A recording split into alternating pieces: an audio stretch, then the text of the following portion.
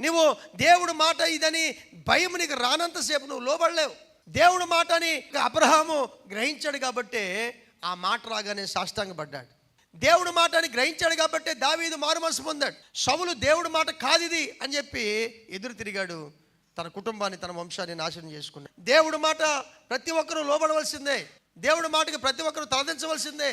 దేవుడి మాట ప్రతి ఒక్కరు కూడా అంగీకరించవలసిందే. దేవుడి మాట అంగీకరించిన వారిని దేవుడు అంగీకరించడు. బైబిల్ చెప్తుంది, ఆయన ఎందరైతే అంగీకరిస్తారో తండ్రి ఆయన అంగీకరిస్తాడు. ప్రవచన వాక్యం చదివేవాడు, వినేవాడు విని దాని ప్రకారంగా ఏం చేయాలంటండి, నడవాలి. నా కుమారుని మాట ఎవరైతే వింటారో, నా కుమారుని యందు ఎవరైతే విశ్వసిస్తారో వారి యందు దేవుడు ఆనందిస్తాడంట. ఆ కొడుక్కి ఎంతైతే చెయ్యాలో, ఎంత ప్రేమ చూపించాలో, ఎలా చేయాలని చెప్పి తండ్రి తహతహలాడతాడో దానికి మించి తహతహలాడుతున్నాడు మన పరమ తండ్రిని మనకు. అందుకనే విధేయత మనము కలిగి ఉండాలి. దేవునికి స్తోత్రం చెప్పండి గట్టిగా.